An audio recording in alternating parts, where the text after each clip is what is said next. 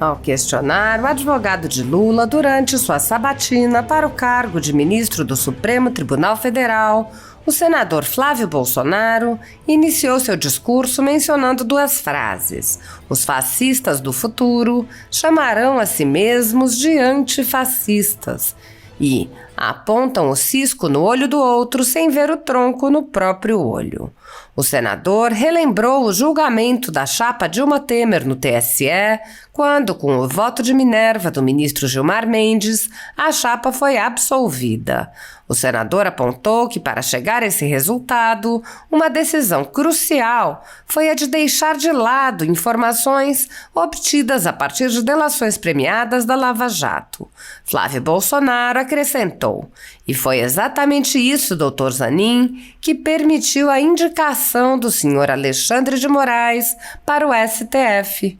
O entendimento de que não é possível, após o prazo legal, acrescentar novos elementos ao processo.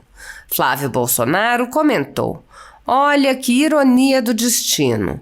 Hoje, o processo contra Bolsonaro no TSE inclui fatos posteriores às eleições.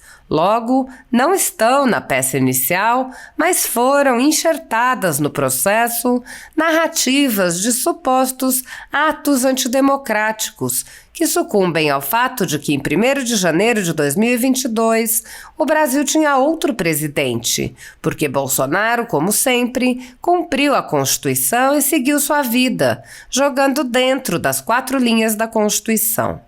O senador lembrou que o advogado de Lula é amplamente conhecido por suas posições garantistas e ponderou: às vezes percebo que a dosimetria da pena é feita com base no amor ou, na falta dele, com base no ódio, ao invés de ser feita com base na lei. O senador perguntou: a primeira pergunta, o senhor entende que processos instruídos sem o devido processo legal, sem contraditório ou com provas incluídas fora do prazo legal são passíveis de nulidade? Flávio Bolsonaro fez ainda uma segunda pergunta. O que o senhor pensa sobre a famigerada prática de Fishing Expedition? O senador disse: na minha percepção, pelo que eu converso com os colegas, o seu nome será aprovado nessa comissão, será aprovado no plenário, até com uma votação bastante expressiva. E, em função dessa percepção, quero pedir a Deus que o senhor leve, com o seu histórico de vida na advocacia, o bom senso, a seriedade, a segurança jurídica e, principalmente, exemplo de respeito à Constituição Federal nas suas próximas décadas de atuação no STF. A prática de Fishing Expedition, mencionada pelo senador, se banalizou no Brasil com os inquéritos políticos conduzidos pelo ministro Alexandre de Moraes no Supremo Tribunal Federal contra apoiadores do ex-presidente Jair Bolsonaro. Em um desses inquéritos, a sede da Folha Política foi invadida e todos os equipamentos do jornal foram apreendidos, após a Polícia Federal atestar que não havia motivos para qualquer indiciamento. O inquérito foi arquivado a pedido do Ministério Público, mas o ministro abriu outro inquérito de ofício e compartilhou os dados do inquérito arquivado.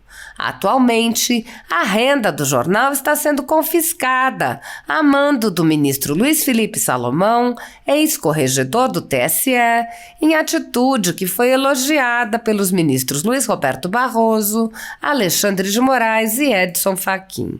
Se você apoia o nosso trabalho e pode ajudar a Folha Política a continuar funcionando, doe qualquer valor à empresa Raposo Fernandes através do QR Code que está visível na tela ou através do código Pix ajude@folhapolitica.org.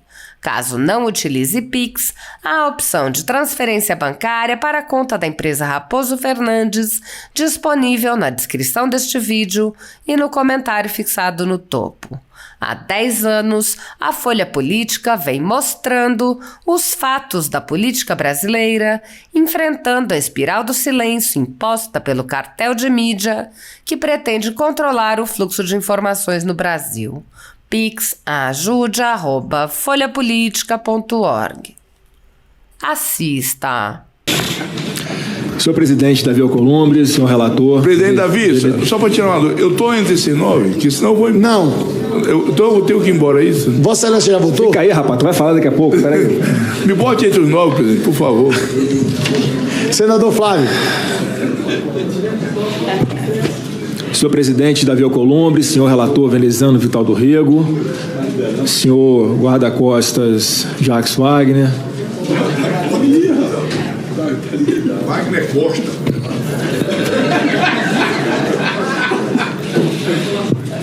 Doutor Cristiano Zanin. Presidente, eu tenho dificuldade de ouvir algumas coisas aqui e não reagir. E depois que eu ouvi algumas falas, só me vem uma frase à cabeça que era atribuída a Winston Churchill. Parece que não é, mas faz todo sentido, uma frase dita lá atrás, né, que os fascistas do futuro chamarão a si mesmos de antifascistas. E uma outra frase que eu ouvi aqui também, que eu achei muito interessante, vai na linha do que eu vou indagar ao senhor, doutor Zanin. As pessoas, eu não sei se é exatamente isso, né, mas foi o que eu anotei aqui, as pessoas apontam o cisco no olho do outro, mas não enxergam o tronco no seu próprio olho. E isso vai muito na linha do que foi dito aqui também, de reconciliação nacional, tentativa de reconciliação nacional. E eu vou ler aqui rapidamente, doutor Zanin, alguns trechos de uma matéria do portal Exame de junho de 2017, com o seguinte título, né? Por 4-3, TSE livra a chapa Dilma Temer de cassação. Acho que não era o senhor advogado na época do partido, né? Mas não é o importante no que eu quero tratar aqui. Passando ali os trechos aqui. 2 anos e 7 meses depois da abertura de processo, chega ao fim o julgamento da ação que pedia cassação da chapa formada por Dilma Rousseff e Michel Temer, por abuso de poder político e econômico nas eleições de 2014 no TSE. Por 4-3, a chapa foi absolvida pela Justiça Eleitoral. O voto de Minerva, veja bem, presidente Davi Alcolumbre, foi dado pelo presidente do TSE, ministro Gilmar Mendes, que desempatou o julgamento ao votar pela absolvição da chapa.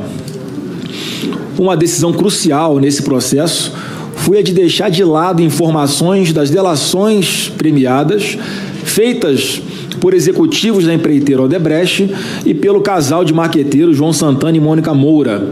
Sem esse material como provas, a denúncia ficou muito enfraquecida.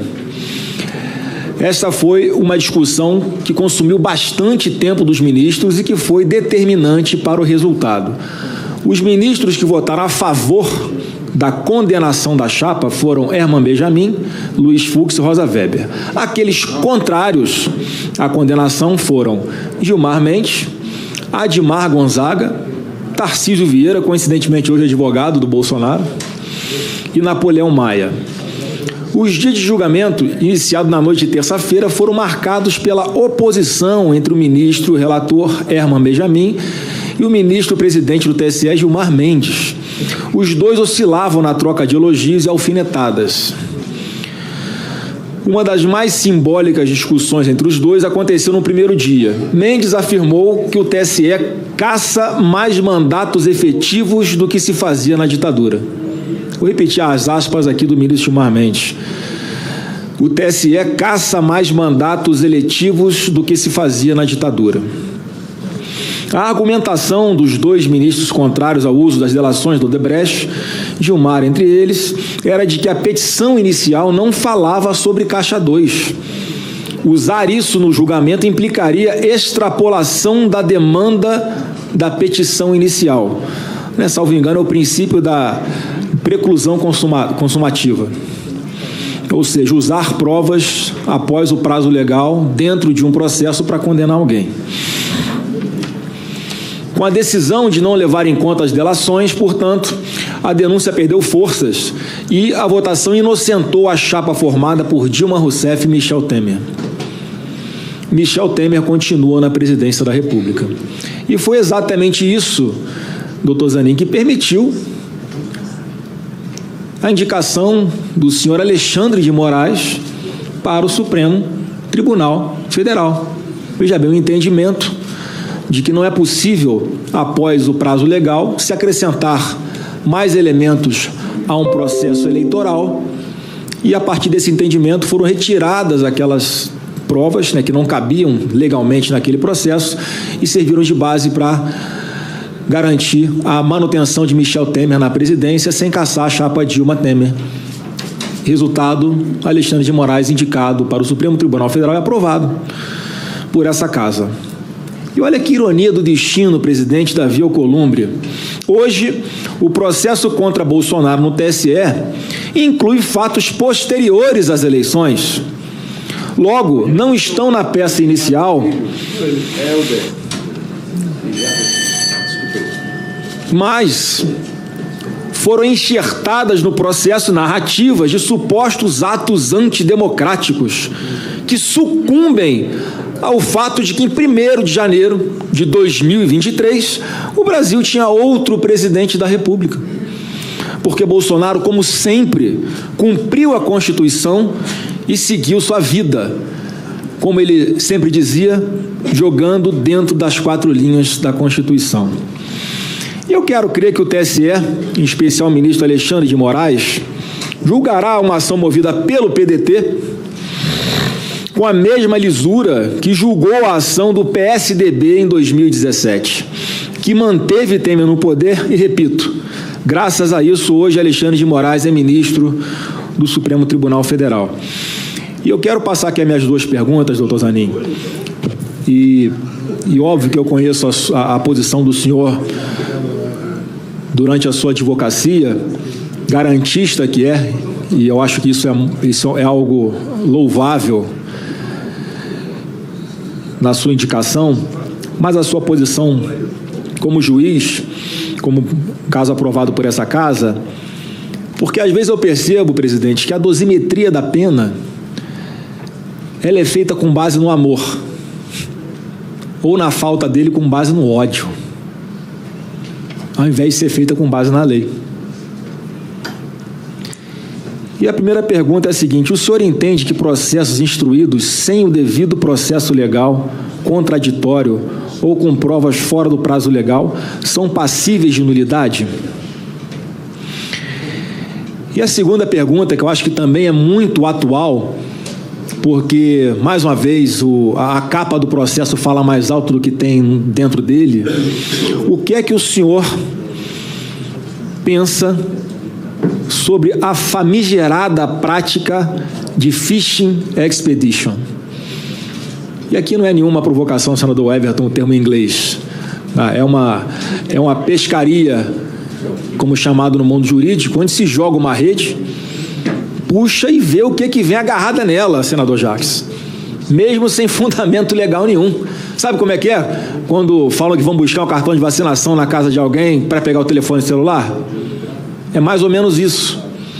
Então, essas 2 perguntas, em tese, eu faço ao senhor e, obviamente, também na minha percepção aqui, doutor Zanin, pelo que eu converso com os colegas senadores, o seu nome será aprovado aqui nessa comissão, será aprovado no plenário do Senado Federal, acredito até com uma votação bastante expressiva, né? E em função dessa minha percepção, eu quero pedir a Deus que o senhor leve, com o seu histórico de vida na advocacia, o bom senso, a seriedade, a segurança jurídica e, principalmente, exemplo de respeito à Constituição Federal nas suas próximas décadas de atuação no STF. Obrigado, presidente.